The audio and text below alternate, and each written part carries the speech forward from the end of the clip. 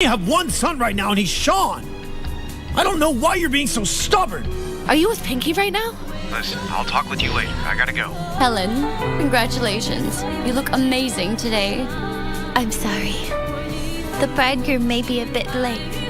It's okay.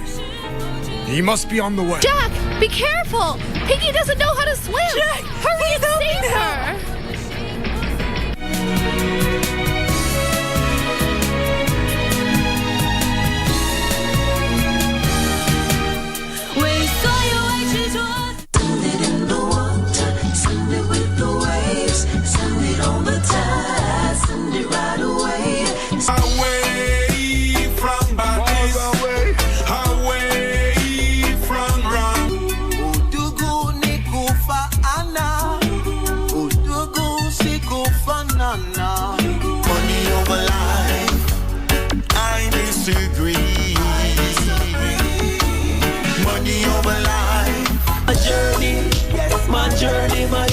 My journey. So let me tell you about me life journey. My journey. Break up your folly ground, and come and live it up, yeah.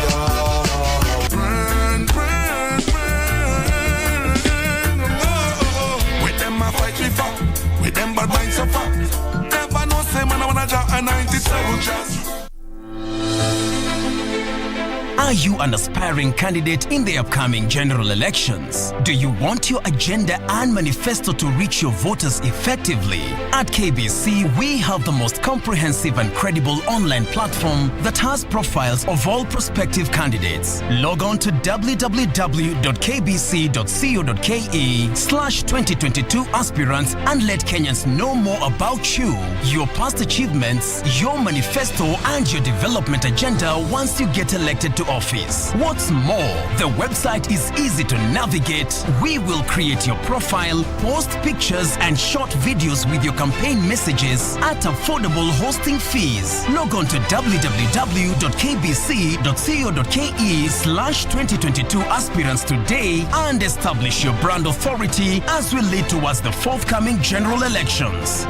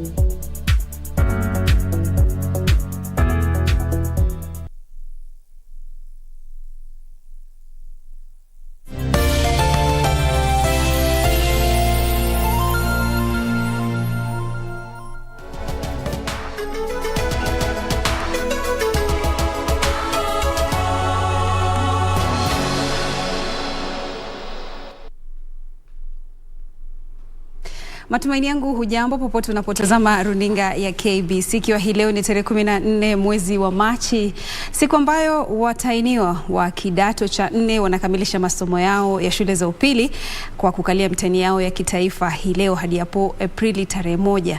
Mimi ni Zainab na karibu tukujuze yaliyojiri kufikia sasa, ikiwemo taarifa hiyo ya mitihani ya kitaifa na nyingine nyingi tu katika kaunti zote 47 nchini. Hadi tamati wa matangazo haya na kusihi usibanduke. Moja kwa moja, waziri wa elimu George Magoha amesema serikali imejitolea kuhakikisha uadilifu wa mtihani wa kitaifa wa kidato cha 4 KCSE ulioanza kote nchini hii leo. Aidha, Magoha ameonya kuwa hawatavumilia wazazi na walimu wanaoshiriki kwenye udanganyifu wa mitihani huo kwa manufaa ya zaidi ya watahiniwa 1850 wa mtihani huo mwaka huu, huku wanafunzi wawili jijini Nairobi wakinaswa na rununu. Juni Karisa na taarifa hii kikamilifu.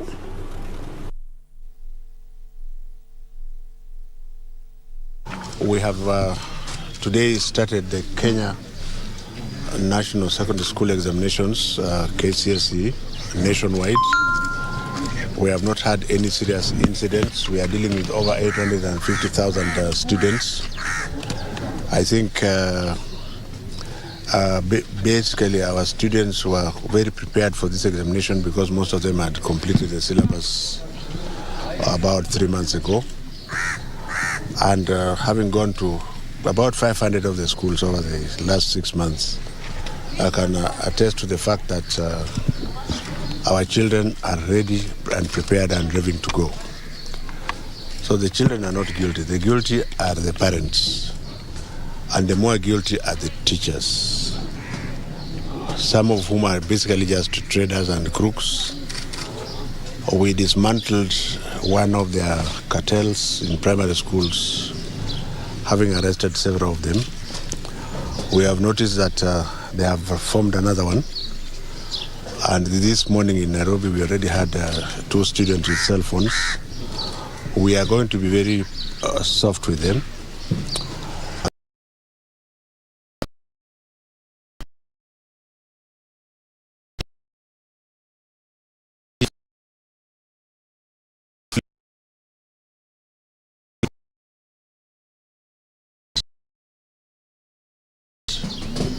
And we shall come for you, just like we did in Ojia, and just like we did in Tanzania and other places.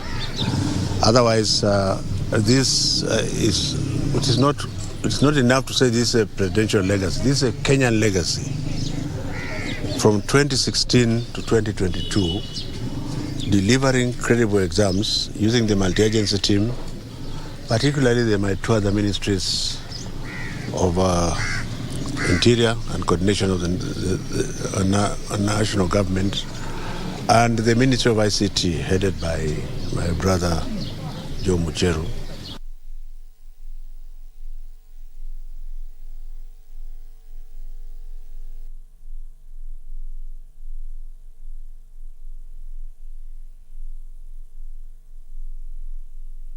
Katika vituo vya mitihani. Wizara ya Elimu imekiri kuwa simu za rununu zimekuwa changamoto kubwa kwa usalama wa mitihani ya kitaifa. Akiongea kwenye ufunguzi makasha ya mtihani wa kitaifa wa kidato cha 4 katika shule ya upili ya wavulana ya Starehe, afisa mkuu mtendaji wa Baraza la Kitaifa ya Mitihani humu nchini David Njagere alisema wameweka tahadhari ya hali ya juu kuhakikisha hakuna mtahiniwa yoyote anayehusika katika kisa cha udanganyifu. 183 containers like this one here, where all the exam materials will be distributed from. And as you have seen, the exam materials are safe, they are intact, and from this point they are escorted by police officers to the various examination centers. This morning all the exams have been dispatched from the various containers throughout the 9 sub-counties to the various examination centers. At the moment we have no hitches. The government has really put in place a lot of strategies to ensure that this exam is undertaken smoothly without any hindrances. We don't expect any issues of examination irregularities, and whoever will attempt, we shall deal with that person. We have 12 containers from where the examination has been kept, secured, and now we have dispatched it this morning. Total 299 centers are properly managed, and the police officers are already with us. We have briefed them, and we have asked them to be very serious with the security arrangement, so that the way the exam has been dispatched this morning will also come in safe back to the country. We have made adequate security arrangements. We have also followed all the protocols and the guidelines that have been provided by NEC. So far, so good.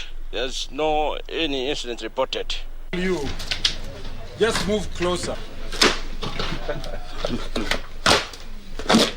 Na mbali na hayo, katika juhudi za kukomesha visa vya ukeketaji wanawake humu nchini, Bodi ya Kitaifa dhidi ya Ukeketaji inashirikiana na chama cha wanafunzi wa chuo kikuu cha Kuria kutokomeza desturi hiyo. Meneja wa mipango kwenye bodi hiyo kwa Kuria Kutwa Nyerere amesema waliamua kushirikiana na vijana walio chuoni kuimarisha vita dhidi ya ukeketaji, kwani hatua hiyo itasaidia kufanikisha kwa haraka ujumbe dhidi ya mila hiyo iliyopitwa na wakati. Tizama. Afisa huyo alisema amewashirikisha wanafunzi wa vyuo vikuu kupata mafunzo na kuwatia shime kusambaza ujumbe kwa wenzao. We are here today to capacity build, to sensitize the youth so that they can be able to go and pass the same information to their colleagues in various universities and also in various colleges. We are also here to engage the youth, specifically to create a critical mass of young people to be able to rally behind the End FGM campaign. Nyerere alisema wanawashirikisha vijana kubuni vikundi vya watu walio na ushawishi wa kuangamiza tohara ya wasichana, akisema ni fursa itakayowasaidia kufanikisha kampeni dhidi ya ukeketaji kupitia ushirikiano wa vijana kwenye vyuo vikuu. Let them be more creative. Yeah? And not only that, they are actually from various universities and colleges. Let them go and be good influencers. Let them influence their colleagues in their various institutions to be champions. Let them go and recruit more members. We want a movement. For us to be able to end FGM, we want a movement of young people. Nico Ernest, kiongozi wa chama cha wanafunzi wa chuo kikuu cha Kuria, alisema watahakikisha kwamba wanapambana na visa vya ukeketaji kwa kuelimisha wasichana, wazazi na jamii kuhusu madhara ya desturi hiyo. We have declared that we are going to end it as learned students. The measures and the criteria that we are going to use to end it is to educate our young girls, our parents, the society. We tell them the effects of this FGM. To mentor those adolescent girls and young women in the community, the effects of the FGM, health, physically, psychological and emotional. Also, I will educate parents on effect of FGM and trying to explain to them more about it. Jelis Aladi, makala ya Kurunzi Mashinani. Na Jelis Aladi kwa taarifa hiyo. Mtazamaji, hivi sasa tubadilishe mkondo, tuingie sasa katika mambo ya siasa na miungano, ambapo mwanasiasa Profesa Makau kiongozwa na wanasiasa wengine wanazungumza katika hoteli ya Serena hapa Nairobi kuzungumzia tu masuala mbalimbali ikiwemo muungano huo. Na sasa hivi tusikize tu ni yapi yaliyojiri kufikia sasa. And such a broad-based political coalition in the 20 years from 2002. And we believe that this coming together, based as it is on the handshake, based as it is on all critical leaders coming together, that we will recreate the same momentum from 20 years ago. Number two, I know some of you in one of the papers were saying there was a clash of colors at KICC. I want to respectively differ and say that it was a mosaic representing all of us Kenyans, and that is the future of Kenyan politics. It is no longer just based on our ethnicity or just on our region, but our ability to come together in our various shades of views to craft a united, forward-looking coalition that delivers on the key things. And our candidate pronounced himself, for example, on the role of manufacturing and industrialization in creating sustainable jobs. And that's what this coalition is able to do. So once again, we thank all the political parties that join together and for their overwhelming support for our candidate. As Professor Makau says, this is a candidate that does not need introduction, but perhaps for the young, we might remind them of his credentials in the fight for political space in this republic, in the second liberation. We might remind them in his role in bringing about the Constitution of Kenya 2010. We might even remind them on his role in the putting together of Vision 2030 and bringing it forward with the third President of the Republic, the Honorable Mwai Kibaki. So thank you very much, ladies and gentlemen. We look forward, obviously, to vigorous campaigns, but we want to also suggest to those of competing with us, we like to compete on the basis of ideas, not just slogans. So let's put forward realistic and meaningful ideas for Kenyans to judge us on. I thank you very much indeed. Thank you very much, Governor. I can now take your questions, if you don't mind. Yes. Yes. Come again. Can you please speak up? Yes. Na mtazamaji, ni taarifa ama ni picha zinazokujia moja kwa moja kutoka hoteli moja hapa Nairobi, na mwanahabari mwenza Kevin Washira yuko eneo hilo, atakuwa anatujuza tu taarifa hiyo kikamilifu hapo saa 7 na pia saa 1 na saa 3 kwenye taarifa zetu. Kumbuka aliyekuwa akizungumza kabla ya kurudi hewani alikuwa ni gavana wa Laikipia Nderitu Muridhi, akizungumzia tu muungano huo wa Azimio ambao ni muungano ambao umeleta pamoja vyama vingi tu, vyama tanzu ikiwa ni Jubilee, ODM na kile pia cha Wiper ambako kimejiunga juzi.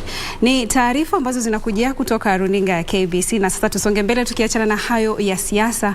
Ni kwamba ni machozi ya furaha kwa familia moja katika eneo la Eldama Ravine, kaunti ya Baringo, baada ya mwana wao aliyepotea miaka 16 iliyopita kurejea nyumbani. Kijana huyo ambaye sasa ana umri wa miaka 18 aliripotiwa kutekwa nyara akiwa na umri wa miaka 2 na mwanamke mmoja kutoka Uganda. Dennis Kiplagat alitekwa nyara na mwanamke kutoka Uganda ambaye alifahamika kwa jina Justin Chepkurei na ambaye alimsailisha.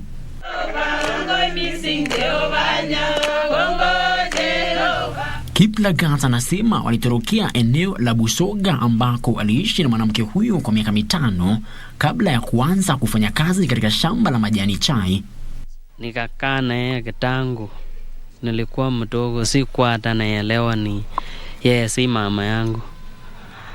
Tukakaa iko askari ile ilikuwa jirani. Akaniambia siku moja tulikuwa shamba. Akaniambia wewe si mama akwana kusaa wewe alikuibiwa Kipsigis. Hata hivyo hali ilibadilika baada ya mwanamke huyo kuhusika kwenye ajali ya barabarani na kuaga dunia. Jamaa wa mwanamke huyo walimfukuza nyumbani ili kumzuia kumrithi mwenda zake. Kiplagat alinusuriwa na mzee wa kijiji ambaye alitoa taarifa yake kwenye kituo cha polisi cha Moise Bridge. Mother, he describes the mother as a lady with some growth on her front face, and the father a brown man. From what the young man is telling us, if he was 5 years then, the period must have been around 2008 or 2009. Wazazi wake hawangeweza kuficha furaha waliokuwa nayo baada ya kurejea kwa mwana aliyepotea.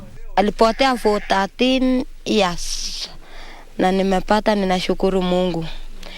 Niko na furaha juu ameniondolea majozi. Mungu ameniondolea majozi tangu siku hiyo mpaka wa leo. Bado ninamshukurikia Mungu. Frederick Mwoki, Kurunzi, Mashinani. Furaha iliyoje kwa familia hiyo, na tunatumai kwamba furaha hiyo pia itaenezwa kwa wazazi wengine humu nchini ambao pia watoto wao hawajulikani waliko. Washikadau wa mchezo wa taekwondo humu nchini wameiomba serikali kuisaidia kuanzisha na kukuza mchezo huo katika shule za umma ili uendelee kuimarika humu nchini. Washikadau hao wamesisitiza kuwa mchezo huo hautaathiri masomo, kwani wanafunzi licha ya kuwa mchezo huo haujaenezwa zaidi katika shule nyingi humu nchini, chipukizi wengi wamejiunga nao huku wakinuia kushiriki katika mashindano ya humu nchini na pia kimataifa. Angalia hii CBC unapelekana vizuri. Kwa mfano kwa curriculum ama kwa syllabus yetu ya huu mchezo uko na kila kitu ambacho kinahitajika kwa CBC.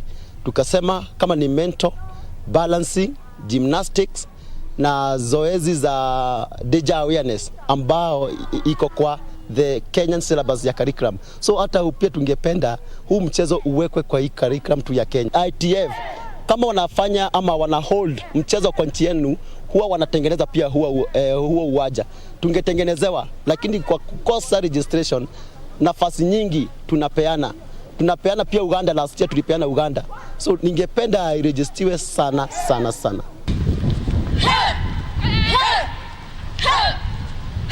Na baadhi ya viongozi na wafuasi wa chama cha Jubilee katika kaunti ya Kajiado wameimarisha kampeni za kupigia debe chama cha Jubilee kabla ya uchaguzi mkuu wa mwezi Agosti.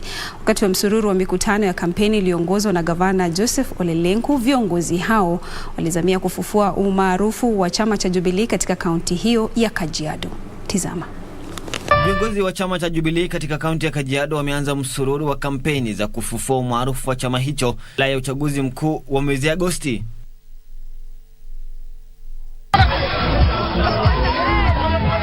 Wakati wa mikutano ya kisiasa iliyoongozwa na gavana Joseph Ole Lenku katika eneo la Matasia huko Ngong na mjini Kitengela, viongozi hao waliazimia kurejesha umaarufu wa chama hicho pamoja na kuhakikisha chama cha Jubilee kinadumisha nyadhifa zote ambazo kinashikilia kwa sasa. Tunasemaga Masaini, kila mfugaji anajua ng'ombe yake. Na sisi watu wa Jubilee tunajuana sisi kama watu wa Jubilee. Lakini tuko na wageni ndani ya nyumba yetu. Na tunataka nyumba yetu ipanuke tukiwa wengi.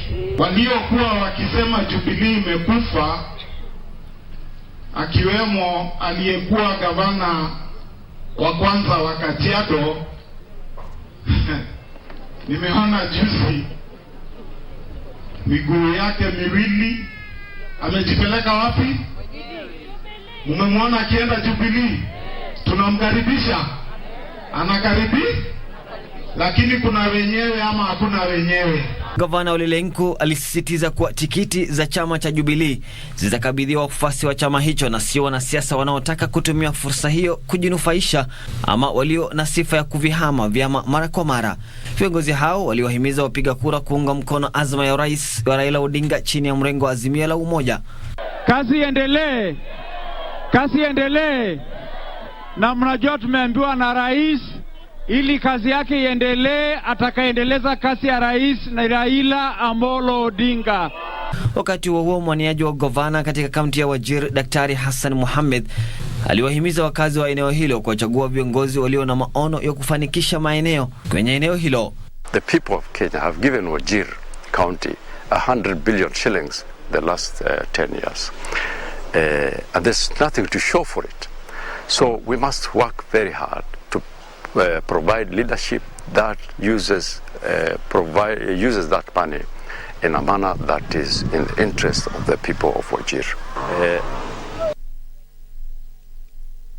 Taarifa yake Khalid Abdullahi. Sina budi la kuhitimisha Kurunzi Mashinani awamu hii, na mwana Nancy Okora anajiandaa kwenye mjadala wa tamridi, kwa hivyo wewe usibanduke hapo. Kumbuka ni matangazo pia ambayo yanakuja moja kwa moja kwenye mitandao yetu ya kijamii, Facebook, Twitter @KBC Channel 1. Nasema shukrani sana kwa muda wako. Umekuwa nami Zainab Said, katika lugha ya ishara amekuwa ni Lensa Odingo. Hadi hapo saa 10 Mola akijalia. Maasalam.